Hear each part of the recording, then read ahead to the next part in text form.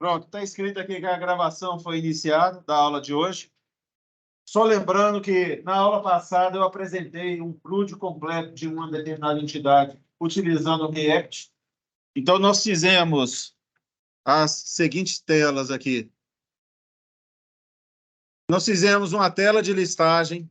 Na tela de listagem, eu mostrei para vocês como que funciona essa consulta, como que acessa o nosso formulário de inclusão.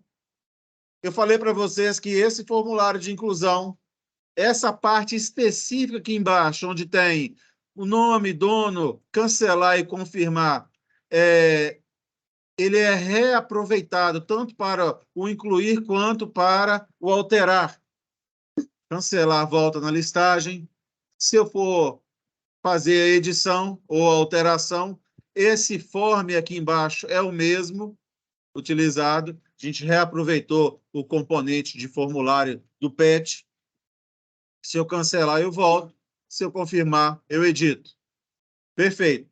Dito isso, o que ficou faltando, então, para nós concluirmos o projeto e vocês entenderem, a ponta que ficou solta é a ponta de conectar a API, fazer com que o React obtenha as informações da API, ou seja, do back-end, e como que ele envia também as informações para o back-end. Então, vou pegar aqui o nosso patch list como exemplo.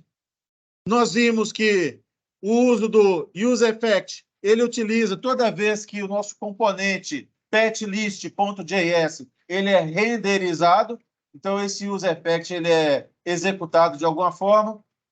Foi verificado também que, dependendo do que a gente coloca aqui, ele fica executando em um loop infinito, tá certo? Quando eu coloco esse deps aqui com uma lista vazia ou um array vazio, ele executa apenas uma única vez quando o componente é renderizado.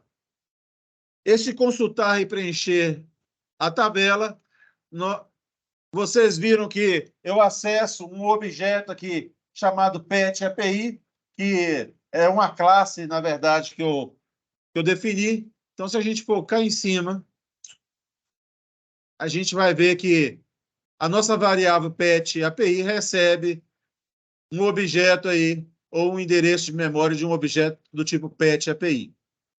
Como que a gente utiliza esse Pet API? Vou dar uma olhadinha nos importes. Vocês podem perceber que eu importei o Pet API de um determinado arquivo JS. Que arquivo é esse? Pet API. Onde que eles se encontram?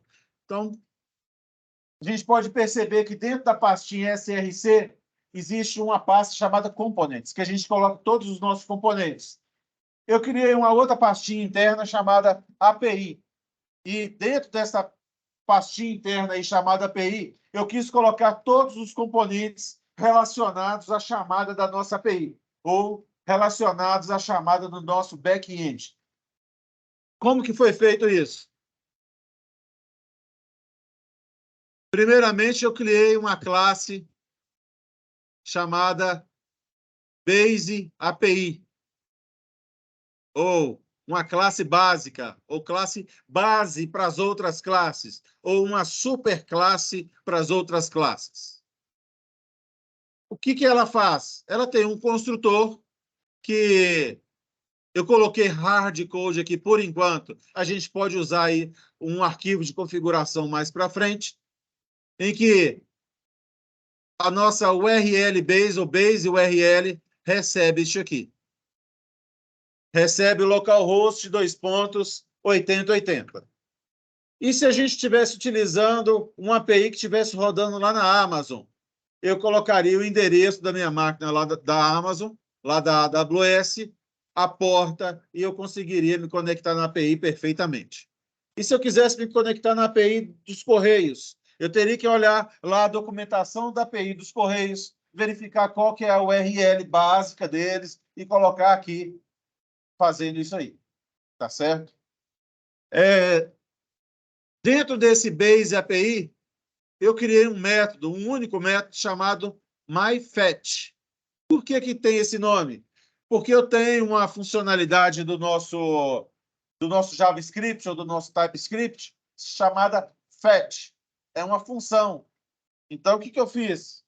Eu criei uma função chamada myFetch que engloba o fetch do JavaScript. O que ele faz? Você se lembra que lá no pet list, quando eu uso esse pet API, eu passo uma função como parâmetro para dizer o seguinte, olha, tudo que eu utilizar o pet API, .getPets, a listinha que for retornado vai usar esse set pet list que está sendo passado como parâmetro, que é uma função, para preencher o nosso pet list. Vocês se lembram do use state? Vocês não lembram, gente? O use state, só para relembrar aqui, voltar um pouco atrás, ele é utilizado da seguinte forma. Se eu tenho uma variável, neste caso aí chamado pet list, do tipo use state, toda vez que eu alterar o meu pet list, automaticamente vai alterar em todos os lugares do componente que eu utilizar o pet list. Como que eu altero o meu pet list? Utilizando esta função aqui, que é chamada setPetList. Então, o que eu fiz quando eu chamo a minha API? Aqui embaixo. Eu passo a minha função setPetList. Para que eu passo ela? Para toda vez que eu chamo o meu getPets, eu estou dizendo, olha, além de você consultar os pets que existem na minha API ou no meu back-end, eu quero que você use esta função setPetList para setar todas as minhas informações aqui. Tá certo? Eu estou passando uma função como parâmetro e falando, olha, quando você fizer o getPets, acionar a API, eu quero que você também acione esta função que eu estou passando como parâmetro, chamada setPetList, e você, usando essa função, eu vou saber me virar aqui e repreencher a minha tela. Por isso que dá este efeito aqui, que a gente coloca B. No momento que eu aperto Enter, ele chama o getPets, chama a minha API, e antes de chamar a API, passa como um parâmetro o setPetList. Aí ele faz a consulta na API, utiliza a função. Quando ele utiliza a função, automaticamente, onde eu utilizo o PetList, ele é atualizado. Então, vamos voltar aqui.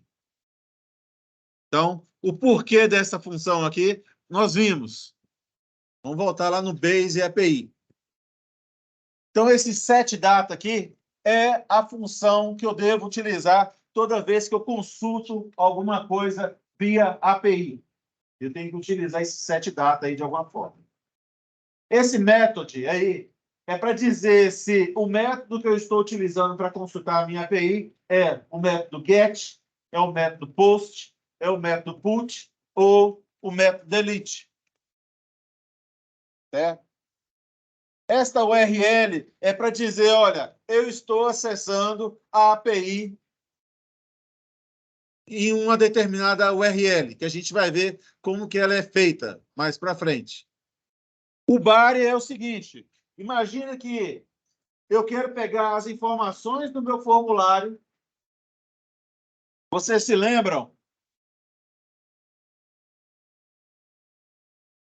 que uma requisição HTTP ela é formada pelo cabeçalho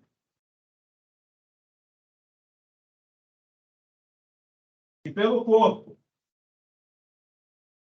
certo? Quando eu faço uma requisição do tipo GET, lá no cabeçalho vai vir a URL, mais na frente vai vir um ponto de interrogação e todas as minhas informações são passadas aqui na frente, separadas por e-comercial. Quando eu utilizo o método POST, as minhas informações não são passadas junto com a minha URL. A minha URL fica intacta aqui no cabeçalho e as minhas informações são passadas no body. Nós vimos isso. Então, quando eu estou fazendo um post,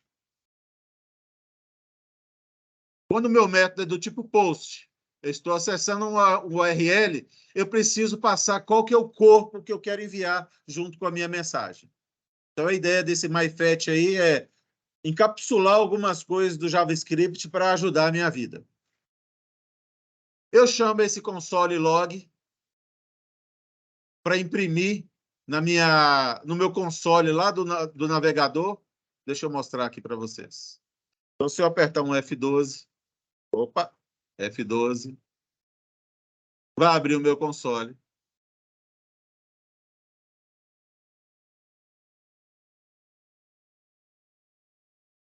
Abrir meu console. Se eu vier aqui no meu console mesmo, a gente vai ver, olha lá. Deixa eu ver o que está aqui no meu código aqui. Deixa eu voltar no meu código aqui. Base API MyFetch. Aí eu passo o método e qual é a URL. Base API MyFetch. Aí eu passo qual que é o método get e a URL que eu estou chamando. Essa é uma das formas da gente fazer o debug e é a forma mais usada. É através do console log, por incrível que pareça. A gente pode perceber que depois que eu dou esse console log, eu faço o fetch. Quando o fetch ele é feito, ou seja, a minha consulta via API ela é feita com sucesso, ela executa esse código aqui embaixo. Eu vou explicar ele como um todo. Esse código aqui embaixo, ele dá outro console log, imprimindo os dados recebidos da minha API, ou os dados recebidos do meu back-end. Então, a gente pode ver aqui, é esse console log aqui, esse array aqui. Vocês podem perceber que, como nós fizemos uma consulta, fazendo um search text, passando a letrinha B, consultou um único patch, que é o Bidu, ele está aqui. E essa aqui é a nossa informação. Vamos voltar para o código. Então, vou explicar de novo. Esse MyFetch aí foi feito para encapsular algumas funcionalidades do nosso JavaScript com respeito a fazer a chamada remota aí do nosso back-end. A primeira coisa que eu falei aqui eu passo um setData, que é um método que deve ser chamado toda vez que eu consulto alguma coisa da API para preencher em algum lugar da minha tela. Eu passo como parâmetro método a URL e o bar. Imprimo o console e esse fetch aqui já é o fetch do JavaScript. Tá certo? O fetch do JavaScript eu passo a minha URL, que eu recebi como parâmetro, e eu passo um objeto. Esse objeto aqui é basicamente as informações que vão no cabeçalho do HTTP. O que vai no HTTP? Vai o método de consulta. No nosso caso, ele é o método get, que foi impresso get aqui, na hora que a gente viu no console. Esse mode cores aqui, talvez eu vou explicar quando a gente começar a mexer na API, que eu pretendo que seja daqui umas 2, 3 semanas no máximo. O header, dentro do cabeçalho, eu tenho o cabeçalho do cabeçalho, algumas informações extras. Então, é por isso que está aqui headers. Eu passo que o conteúdo da minha mensagem é um conteúdo do tipo application JSON. Ou seja, o que eu enviar no meu body tem que ser um string no formato JSON. Tá certo? Para que isso seja verdade, eu pego o corpo da minha mensagem, que é um objeto, e faço um stringify dele. Eu chamo esse JSON.stringify, ele vai transformar o meu objeto em uma string. Quando eu chamo, então, o meu FET, eu tenho a URL, cabeçalho do meu protocolo HTTP e o body do meu protocolo HTTP. Tá tranquilo, gente? Alguma pergunta aqui? Esse JSON é um objeto que existe dentro do JavaScript que eu consigo transformar objetos para o formato JSON string e eu consigo fazer o contrário também. Eu consigo utilizar o JSON para pegar uma string no formato JSON e transformar ele num objeto JavaScript. Beleza?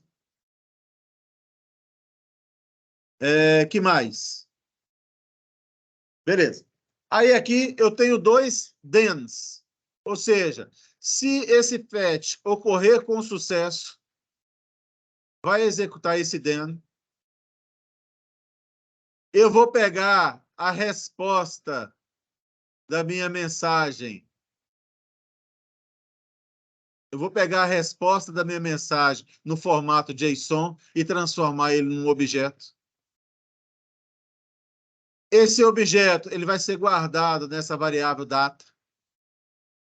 Eu consigo fazer o console log dela, que é a resposta que nós vimos aqui. Console log. Eu consigo verificar se eu passei uma função do tipo setData, eu chamo a minha função setData recebido como parâmetro, passando os dados de resposta. Tá certo, gente? Se isso aqui ocorrer um erro, eu capturo o erro aqui embaixo e mando ele para o console log. Beleza. Então, eu expliquei para vocês o Base API, uma classe que eu criei chamada Base API. Mas eu não expliquei a classe Pet API. Então, vocês podem perceber que a classe Pet API é esta. Ela estende da Base API. É como se, por herança, eu fizesse uma cópia desse MyFetch aqui para dentro do Pet API. Então, é como se o MyFetch existisse aqui dentro por herança. E é isso que ocorre mesmo. Beleza? Então, tá bom. Essa aqui é a classe que eu utilizo lá no PetList. Vocês podem perceber que eu precisei de fazer um import do Base API para conseguir estender. Esta classe aqui, lá embaixo, eu faço um export default Pet API para conseguir utilizar ela em outros arquivos. Lá no PetList, eu tenho um import dela. E, por causa disso, eu consigo fazer isso aqui. Eu consigo instanciar um Pet API e guardar o endereço de memória dessa instância nesta variável. Então, vamos voltar aqui no nosso Pet API. Aliás, vamos verificar onde que nós utilizamos o Pet API. Foi lá no preencher tabela, né? Consultar e preencher table. Misturei aqui o português com o inglês, né? É horrível isso. Mas, enfim. Eu chamei o meu objeto do tipo Pet API e chamei o método aí getPets. Vamos lá no nosso Pet API. GetPets é este. Inclusive, tem até um hiperlink aqui na ferramenta que eu utilizo. E vai lá. Beleza? Vocês podem perceber que eu recebi como parâmetro o setData. E setData é esse? É a função que eu devo chamar quando eu consultar na minha API e retornar alguma coisa, eu tenho que chamar ela para preencher os dados. Vamos voltar lá no PetList. Que função é essa que eu estou passando como parâmetro? É esse set PetList. Ou seja, se eu consultar a minha API, é esta função que eu devo chamar aqui dentro do MyFetch ela vai ser chamada, vai preencher o patch list. Por preencher o patch list aqui, ele sofreu alteração. Aqui nesse map, ele vai ser reexecutado e vai ser repreenchido a nossa tabela. Então, vamos voltar aqui no nosso patch API. Eu estou tentando explicar no detalhe, gente, mas se vocês quiserem, vocês podem me interromper. Tem hora que eu vou lá na frente e volto, vou lá na frente e volto, para tentar fazer com que a coisa seja legível no sentido de entendimento. Então, olha, esse get pets aqui, ele fala o seguinte, olha, é o get que eu vou usar. Por quê? Eu falei para vocês que a gente utiliza os 4 verbos aí do nosso protocolo HTTP. E os 4 verbos são, ou pelo menos existem mais, mas a gente utiliza o verbo get quando a gente quer obter informações do servidor. O post, quando a gente quer inserir uma informação nova no nosso back-end. O delete, quando quer deletar. E o put, quando a gente quer alterar alguma informação lá no nosso back-end. Então, como aqui a gente quer obter informações, quer obter todos os patches sem filtro, o método é o método get.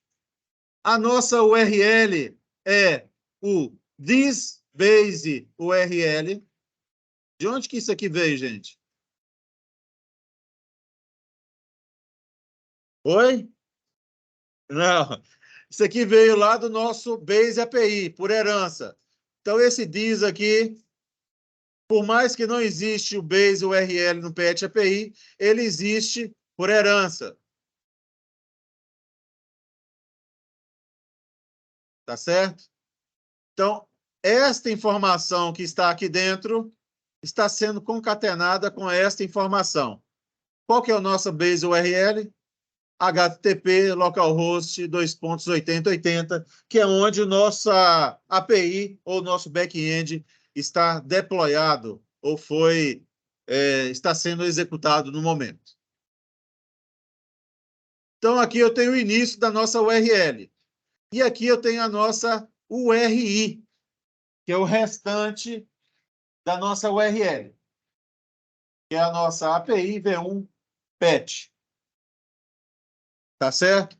Eu dou um console log só para eu ter certeza que a minha URL foi configurada corretamente. É esse console log aqui em cima.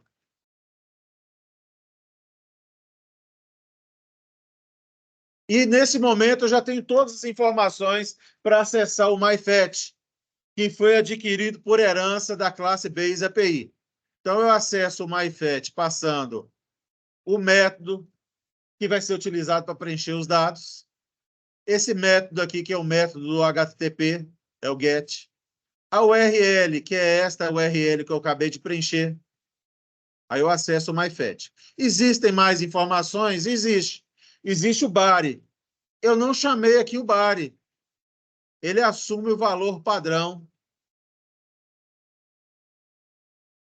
que é vazio. Tá certo? Então, o body aqui é uma Java da erro. Eu posso colocar um igual aqui, se eu não me engano, eu não lembro a sintaxe, tem que ser pesquisado. Eu posso colocar qual que é o valor padrão da variável body quando ela não for preenchida na chamada. No Java dá erro, no JavaScript não. Você tem razão.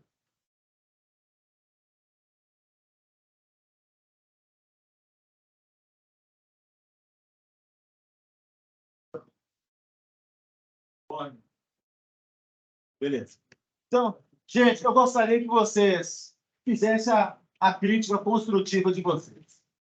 Ficou algum gap de informação aqui? Ou não ficou gap de informação, mas eu não entendi direito? Agora é o momento.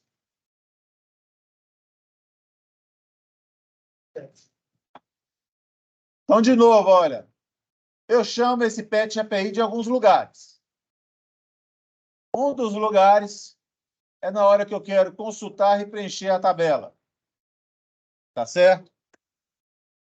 Eu posso, nesse momento aqui, eu posso chamar o getPets, que chama tudo, ou o nosso getPets by text.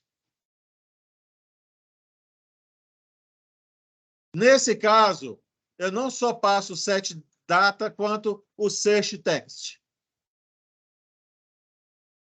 O setPet continua, e eu passo qual é o texto que eu quero consultar. Quais outros lugares que a gente chama a nossa API? A gente chama no formulário de inclusão. Então, vamos voltar aqui, F12. Nesse formulário de inclusão aqui, a gente chama a API. Se eu colocar o nome de um pet aqui, vamos supor Totó. Totó 15. O dono é a vovó 15. Eu dou um confirmar.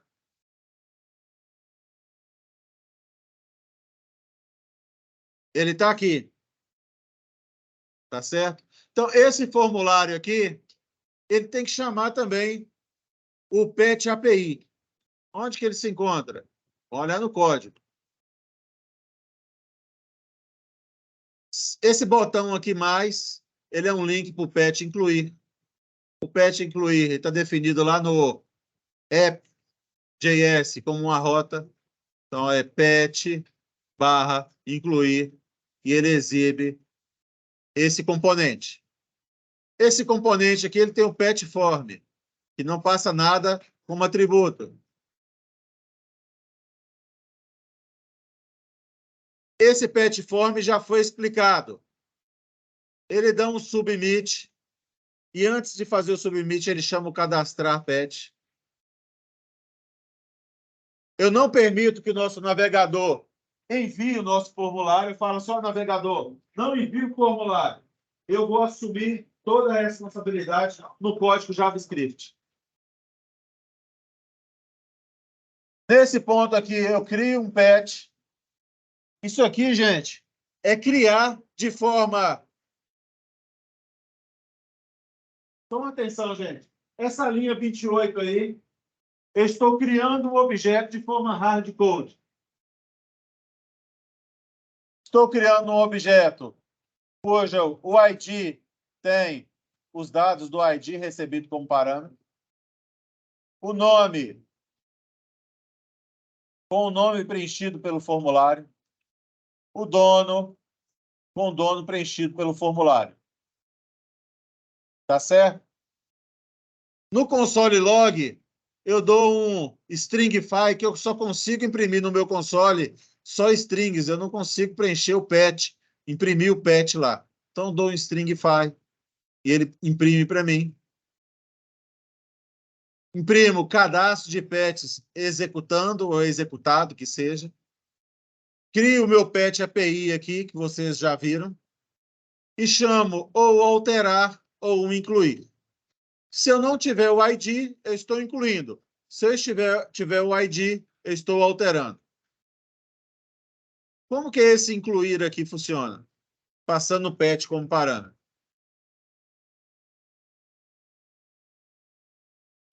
O método que eu vou utilizar é o método POST, porque eu falei com vocês que é o verbo utilizado no protocolo HTTP para incluir informações, para enviar informações para o servidor a ser incluído na base.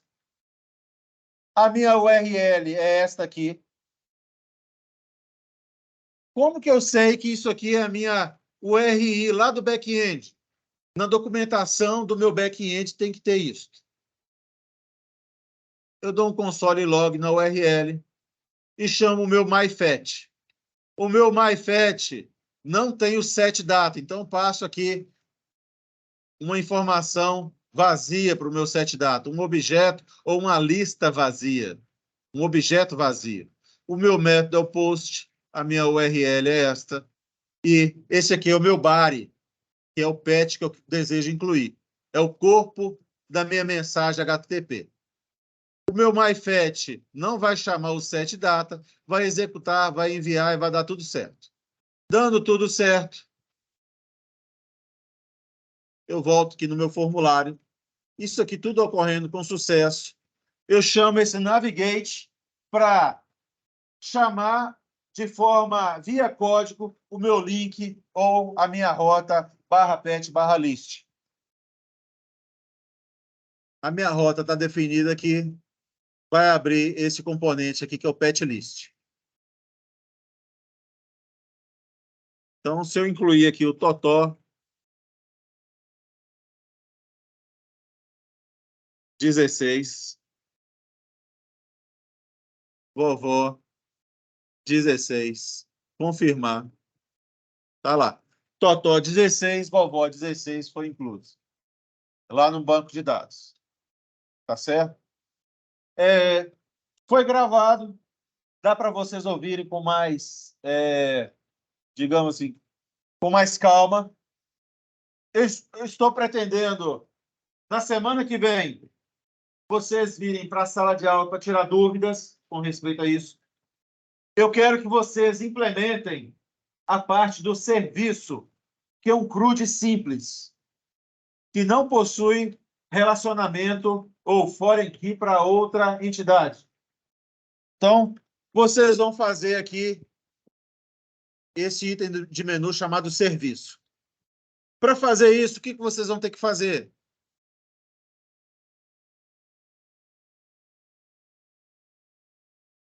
Vocês vão ter que vir aqui no header, verificar se o link que existe lá no cabeçalho é o link correto.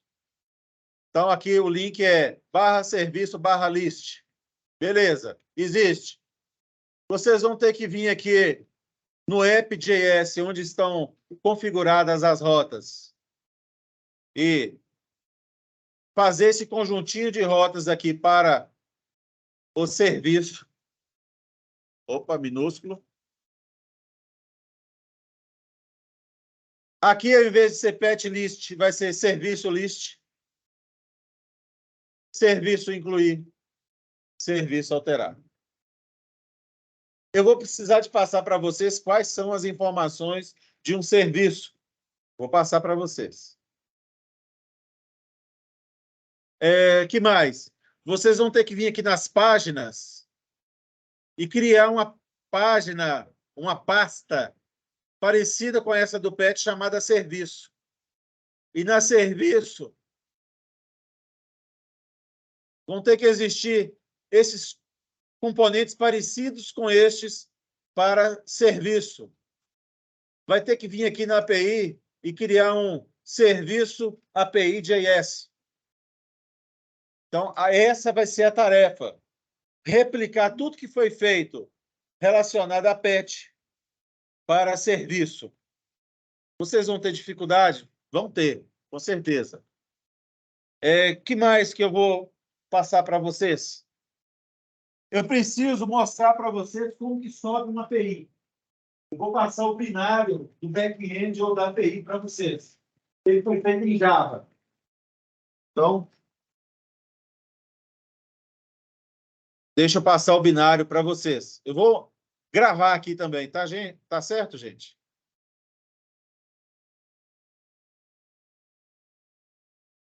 Só um pouquinho. Já vou demonstrar.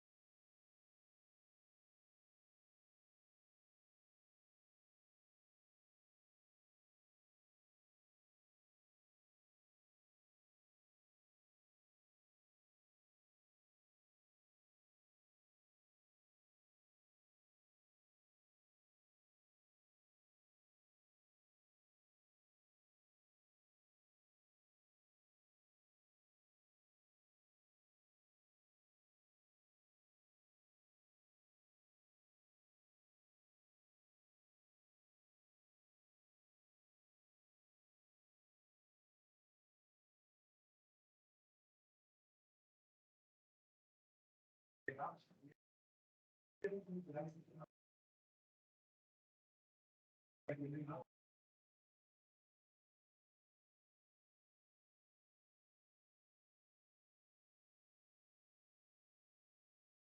gente, para a execução da nossa API, só basta esses dois arquivos aí.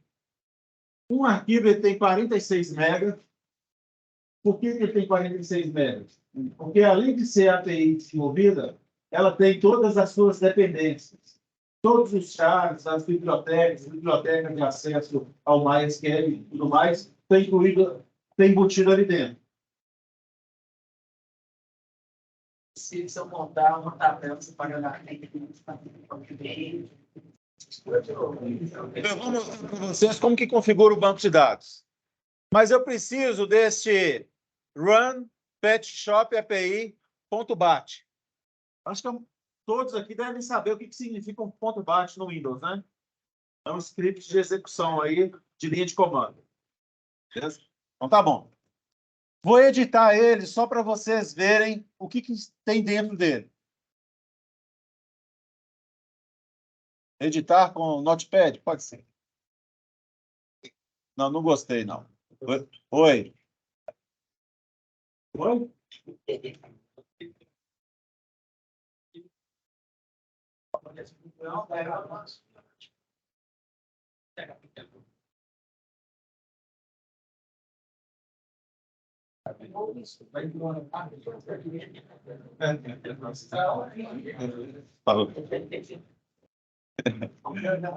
Então tá bom. Eu vou abrir esse ponto .bat aqui no editor.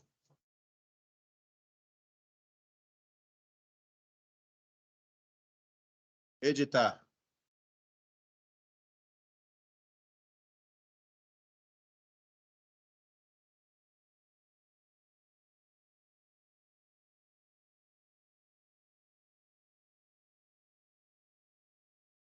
Gente, como o bloco de notas, como o nosso bloco de notas, ele está como quebra. Ô, gente, ajuda aí. Como o bloco de notas ele está com quebra automática de linha, ele está aparecendo em 3 linhas ali, mas é uma única linha. Como que a gente executa um char feito em Java? Java, a maioria de vocês já fizeram isso, já? Não? Não. Eu fui lá, fiz um projeto em Java, e o produto final dele é um ponto .jar. É um arquivo ponto .jar. O binário, ele é um ponto .jar. O executável é um ponto .jar. O executável aí é este. Deixa eu dar um Ctrl S aqui. O executável é esse petshop tracinho 0.0.1 snapshot.jar. Esse é o executável. Para executar ele, eu tenho na linha de comando, eu tenho que dar Java menos jar. Esse ponto barra aí é só para dizer que está no diretório local. Isso aí vai de sistema operacional para sistema operacional. Vocês vão ter que verificar se retira esse ponto barra ou não. Mais na frente, eu passo um parâmetro para dizer qual porta eu vou executar o meu back-end. Então, esse menos server.port igual a 80 significa que, quando eu subir o meu back-end, ele vai pedir para o sistema operacional a porta 80 para ele. Tá certo? Esse Spring Data Source.url igual, ali na frente eu estou passando a minha URL de conexão com o MySQL. Acredito que todos já conheçam esse formato de URL. Certo, gente? A maioria das URLs, só por curiosidade, vai na frente qual é o protocolo que vai ser utilizado na URL. Por isso que lá no nosso navegador a gente escreve http://. Aqui o protocolo é o protocolo do MySQL.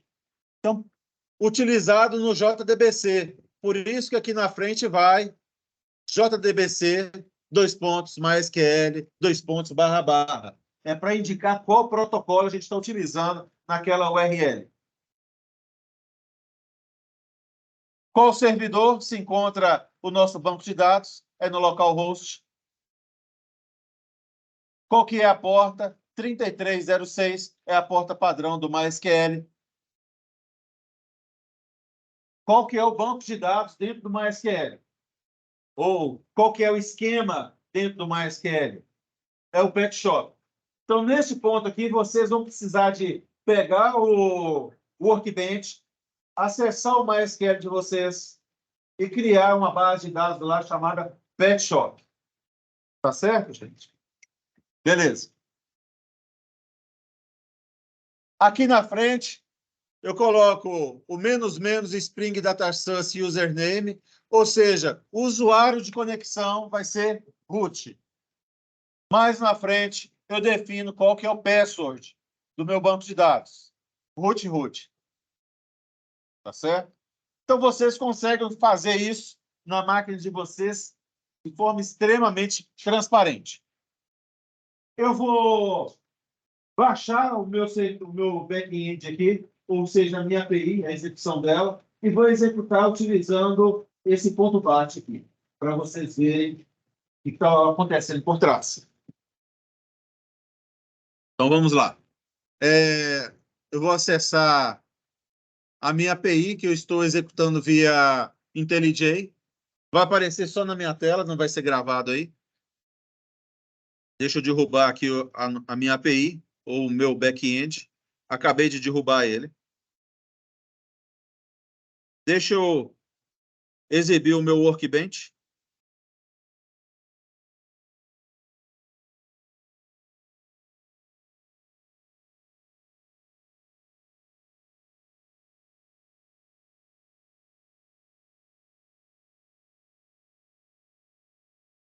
Gente, o meu Workbench é esse. Eu tenho aqui o banco de dados Pet Shop. No caso de vocês, não vai estar as tabelas aqui, não. Então, eu vou deletar. Desculpa. Eu vou dar um drop aqui no meu esquema, no meu banco de dados Pet Shop. E vou fazer como se vocês estivessem subindo isso na máquina de vocês. Tá certo? Na máquina de vocês, vocês vão pegar o MySQL e vai criar o esquema Pet Shop sem tabela alguma. Então, tá lá. Novo esquema, create esquema, Pet Shop. Pet Shop. Vou dar um apply. Apply. Criou com sucesso. Está aqui o meu banco de dados Pet Shop sem tabela alguma. Perfeito? O que eu vou fazer agora? Eu vou subir a minha API. Para subir a minha API, é só eu dar um duplo clique nesse ponto BAT aqui. Mas eu vou fazer um pouquinho diferente. Eu vou executar esse ponto BAT na linha de comando, só para a gente ver o que está acontecendo. Se eu escrever um cmd espaço aqui na frente, ele abre o prompt do DOS, tá certo? Nesta pasta. Pelo menos deveria abrir. Abriu na minha tela. Eu vou puxar para cá. Tá lá. Vou exibir quais são os arquivos. Eu tenho estes arquivos. Se eu fizer um run pet shop underline api.bat. O que eu pretendo que ocorra quando eu der um enter ali? Ele vai começar a subir a minha API, ele vai se conectar no banco de dados Pet Shop, ele vai identificar que faltam as tabelas necessárias para que funcione, e vai criar as tabelas automáticas e vai ficar a API no ar para a gente utilizar.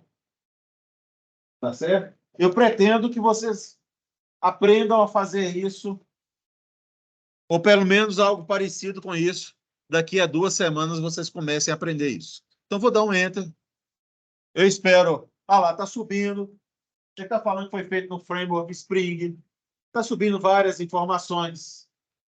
E a informação que mais me interessa neste momento é que ele subiu a minha API utilizando o Tomcat na porta 80.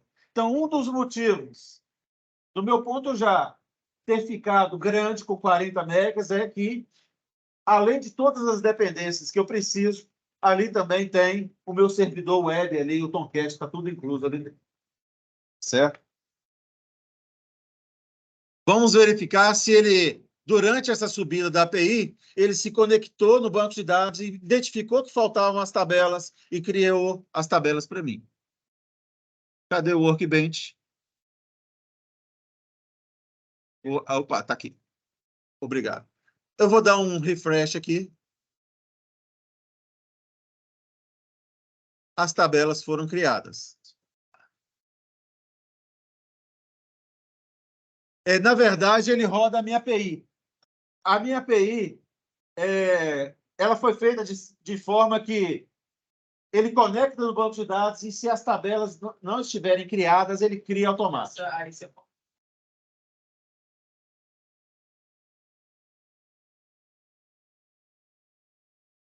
Coloquei lá no ponto bate. Você pode perceber que o data source, a URL, aponta para o localhost na porta 3306 no Pet Shop. Então, ele vai tentar se conectar no Pet Shop, na base de dados Pet Shop, e se não encontrar as tabelas, ele vai criar. Se ele encontrar as tabelas e as tabelas estiverem desatualizadas, ele vai atualizar. Certo? Então, está aí a minha API rodando bonitinho. Como que eu acesso ela? Como que eu sei que ela está rodando? Fácil. Eu venho aqui, digito localhost, 2 pontos. Aqui é a nossa porta 80. Eu acho que eu falei nos primeiros dias de aula que colocar 2 pontos 80 ali é opcional. Você lembra? Se eu tirar o 2 pontos 80, o próprio navegador ele identifica, olha, eu estou utilizando o protocolo HTTP, então a porta padrão é a porta 80, então ela é opcional ali, eu não preciso informar. Se eu usar o HTTPS, ele já sabe que a porta padrão, espero não errar aqui, é a 443. A ser confirmado, não tenho certeza. O 3000 é para o React, o front-end. Certo? Mas como eu subi o servidor na porta 80, por que eu sei que é na porta 80? O ponto bate aqui está falando, olha lá, ó. É essa URL, é esse username, é esse password, mas eu quero que o servidor, a minha API, suba na porta 80. Eu fiz a escolha para ser a porta padrão. Certo? Poderia ser 80-80? Eu acho que deveria ser 80-80. Por que eu acho isso? Porque o meu React está esperando que seja na porta 80-80. Deixa eu ver aqui. Base API 80-80. Então, eu tenho que colocar a minha API na 80-80. Deixa eu refazer isso aqui. Se eu vier aqui e apertar Ctrl+C, ele vai perguntar se eu desejo finalizar a minha API. Sim, finalizei. Vou editar aqui o meu ponto bate. Vou colocar na porta 80-80. Para ser a mesma porta que o meu front-end tenta acessar a API. Já salvei. Deixa eu voltar aqui.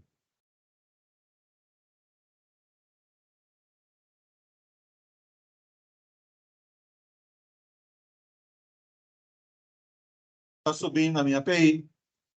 Está acessando o banco de dados. E o Tomcat aqui foi inicializado na porta 80-80, que é a porta correta que o meu React espera acessar. Tá certo? Então, deixa eu voltar aqui no navegador. Porta 80-80. Eu vou dar um Enter. A minha API, ela abre essa página. Isso aí, eu mexi na minha API para mostrar essa página. Por que eu mostrei essa página? Porque essa página, junto com a minha API, vai a documentação da API. Então, se eu acessar aqui, olha, API Link,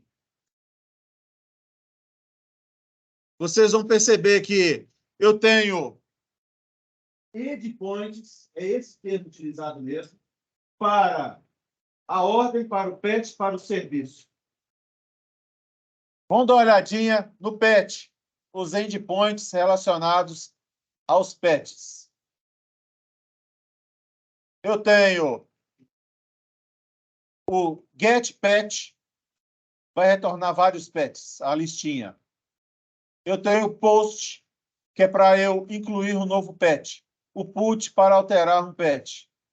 Esse get aqui, eu não sei qual que é a diferença desse de cima. Acessa o mesmo método. Ah, você pode perceber que aqui não tem um barra e aqui tem um barra. Tá vendo? Eu tenho dois endpoints que fazem a mesma coisa.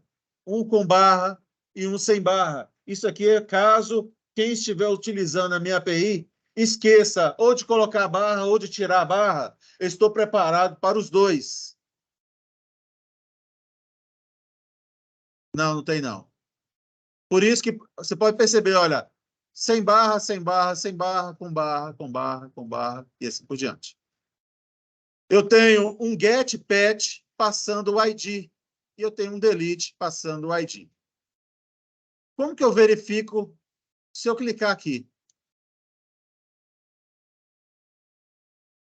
Eu consigo testar a minha API.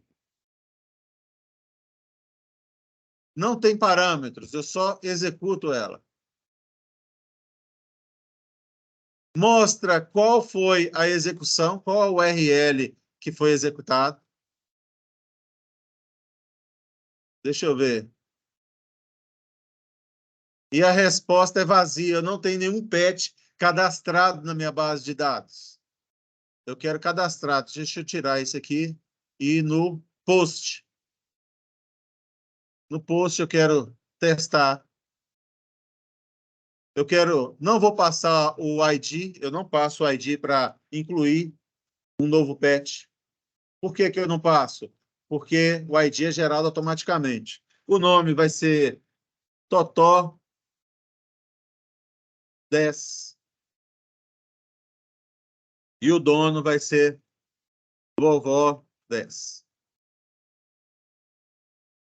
Eu tenho um botão aqui de execução, espero que funcione. Ele vai falar como que foi a execução, o plano de execução. Vai falar qual foi a resposta. Parece que deu tudo certo. Posso consultar de novo todos os patches. Eu dou um execute aqui. Agora sim, ele me retornou uma listinha de patches com o meu único patch incluso lá. Então, a minha API já vai com uma documentação de como que eu acesso a minha própria API, certo? Isso aqui é extremamente transparente para quem utiliza os frameworks. Isso aqui tudo é gerado automático para mim. Certo? Eu não sei se eu vou conseguir mostrar para vocês a geração disso aqui, dessa documentação. Beleza. Então, eu tenho uma documentação. Se vocês forem no código-fonte do nosso React, lá no Patch API.js, vocês vão verificar que para cada um desses métodos aqui que a gente invoca na API, existe uma documentação, a URL de consulta e tudo mais. Então, get patches. Eu não tenho parâmetro algum, eu não mando nada, eu só executo. Executa esta URL sem passar nenhum body, nem nada. Tem uma documentação. Ah, sei lá. Deixa eu ver o post. O post executa esta URL, passa no cabeçalho content type como JSON e passa esse body aqui. Se vocês pegarem esta URL aqui, esse comando inteiro, curl, e executar ele no DOS, se eu não me engano, eu consigo também chamar a nossa API. Deixa eu chamar outro CMD aqui qualquer, CMD.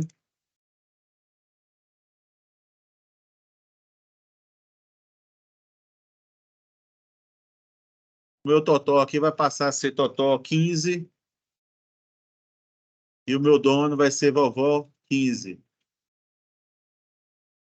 Deixa eu dar um Enter. Espero que esse core esteja instalado no meu Windows. Se ele executar, vai ser sucesso. Parece que foi com sucesso. A gente consegue fazer agora a consulta da nossa API.